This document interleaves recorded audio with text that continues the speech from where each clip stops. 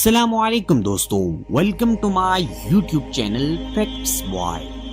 آج ہم جس سورت کے بارے میں بات کرنے جا رہے ہیں اس سورت کا نام سورہ قریش ہے۔ جی، جو ایک دفعہ پڑھے گا تو اگر کھانے کے اندر زہر بھی ملا ہوگا تو وہ اثر نہیں کرے گا۔ مولانا طارق جمیل صاحب اپنے بیان میں فرماتے ہیں کھانا فوڈ پوائزن نہیں بنے گا، اور وہ کھانا بیماری نہیں بنے گا، صحت بنے گا۔ وہ کھانا اسے گناہوں کی طرف مائل بھی نہیں کرے گا، نیکی کا ذریعہ بنے گا۔ اور جو دوسری دفعہ سورہ قریش پڑھے گا، اللہ پاک جل شانہ اس کو ایسا دسترخوان سداد دیتا رہے گا، بہترین اچھے سے اچھا عطا فرماتے رہیں گے۔